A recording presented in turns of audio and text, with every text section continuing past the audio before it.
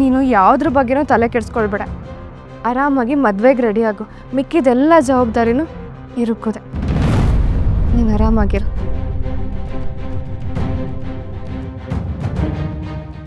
ನಮ್ಮ ಖುಷಿ ಕಿತ್ಕೊಂಡವ್ರನ್ನ ಅಷ್ಟು ಬೇಗ ಕ್ಷಮಿಸ್ತೀನ ರುಕ್ಕು? ಮಂಜಣ್ಣ ರಾಜೇಶನ್ಗಾಗಿರೋ ಅನ್ಯಾಯನ ಹೇಗೆ ಮರೀಲಿ?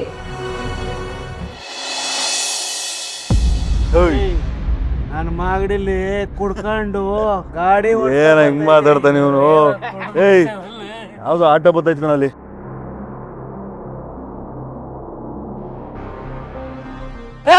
ನಿಲ್ಸ. ಏಯ್, ಕಾಣ್ತಿಲ್ವೇನೆ? ನಾವು ಕೈ ಮಾಡಿದ್ರು ಹಂಗೆ ಸ್ಪೀಡ್ ಆಗಿ ಹೋಗ್ತಾ ಇದೀಯಾ ನೋಡಿ, ನೀವು ಕುಡ್ದಿದ್ದೀರಾ. ಕುಡ್ದವ್ರನ್ನ ನಾನು ಆಟೋಗೆ ಹತ್ಸಲ್ಲ. ಸುಮ್ಮನೆ ಇಲ್ಲಿಂದ ಹೊರಟ್ಬಿಡಿ. ಏಯ್ ಲೇಡಿ ಡ್ರೈವರ್, ಸುಮ್ನೆ ಬಿಲ್ಡಪ್ ತಗೋತಿದ್ಯಾ? ಮುಕ್ಕ ಮುತ್ತಿ ನೋಡಲ್ಲ, ಹತ್ತಿಸ್ಕೊಂಡು ಹೋಗ್ಬೇಕಷ್ಟೇ. ಹತ್ತ ಮುತ್ತ. ಏಯ್, ಹೇಳಿದ ಅರ್ಥ ಆಗಲ್ವಾ? ಇಳಿಯಲಿ.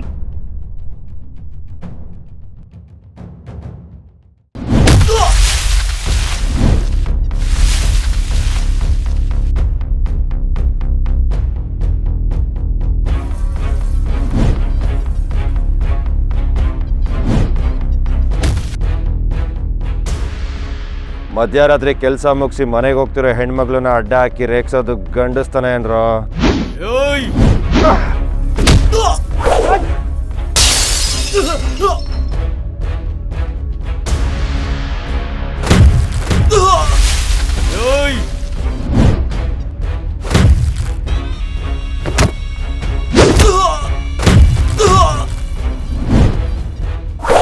ಸ್ವಾಭಿಮಾನದಿಂದ ದುಡಿದು ಬಗ್ತಿರೋ ಹೆಣ್ಮಕ್ಳಿಗೆ ರೇಗ್ಸೋದಲ್ದೆ ಅವ್ರ ಹತ್ರ ಕೆಡ್ದಾಗ ನೋಡ್ಕೋತೀರಲ್ವ?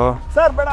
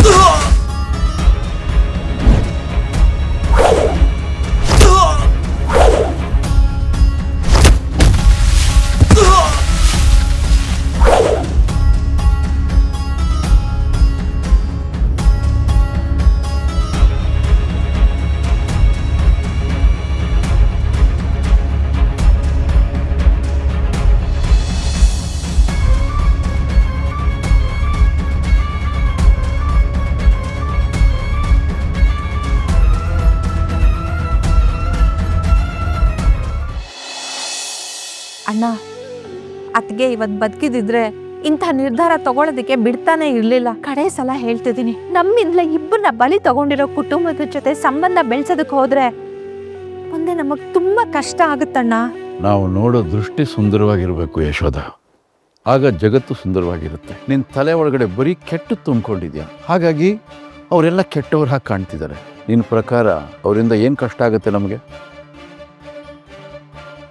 ಬಿಡಿಸಿ ಹೇಳ್ಬೇಕಣ್ಣ, ಹೇಳ್ತೀನಿ. ನಾನು ಒಬ್ಳು ಹೆಣ್ಣಾಗಿ ನನ್ನ ಅಣ್ಣ ಮತ್ತೆ ನಾನು ಮದುವೆ ಆಗ್ಬೇಕಿದ್ದ ಹುಡುಗನ್ನ ಇಬ್ಬರನ್ನು ಬಲಿ ತಗೊಂಡು ಕುಟುಂಬದ ಜೊತೆ ಸಂಸಾರ ಮಾಡೋದಕ್ಕೆ ಯಾವತ್ತೂ ಯೋಚನೆ ಮಾಡ್ತಿರ್ಲಿಲ್ಲ ಅಣ್ಣ.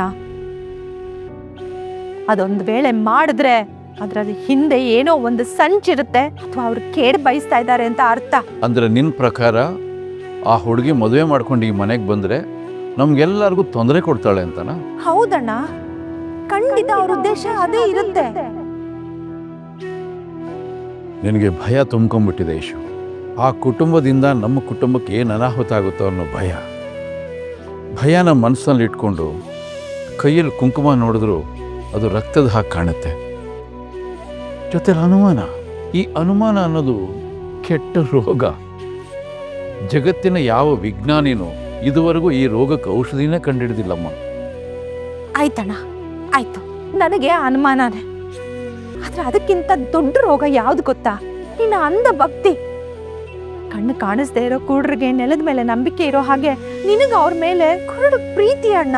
ನಂಬಿಕೆ ಅನ್ನೋದು ತುಂಬ ಅಮೂಲ್ಯವಾದದ್ದು ಯಶು. ನಂಬಿಕೆ ಇಲ್ಲ ಅಂದ್ರೆ ಬದುಕೇ ಇರೋದಿಲ್ಲ, ಗೊತ್ತಾ ನಿನಗೆ? ನಾವು ಯಾರ್ದಾರು ಮನೆ ಊಟಕ್ಕೆ ಹೋಗ್ತೀವಿ, ಬಾಳೆ ಎಲೆ ತುಂಬ ಊಟ ಬಡಿಸ್ತಾರೆ, ನೆಮ್ಮದಿಯಾಗಿ ಊಟ ಮಾಡ್ತೀವಲ್ವ? ಅದ್ರಲ್ಲಿ ವಿಷ ಇರಬಹುದು ಅಂತ ಅನ್ಕೊಂಡ್ಬಿಟ್ರೆ ಊಟನೂ ಮಾಡೋಕ್ಕಾಗಲ್ಲ, ಅವ್ರ ಮೇಲೆ ನಂಬಿಕೆನೂ ಇರಲ್ಲ. ನಂಬಬೇಕು ಯಶು, ಪ್ರತಿಯೊಬ್ಬರನ್ನೂ ನಾವು ನಂಬಬೇಕು. ಅಣ್ಣ, ನಂಗೆ ಈ ಥರ ದೊಡ್ಡ ಮಾತೆಲ್ಲ ಅರ್ಥ ಆಗೋದಿಲ್ಲ.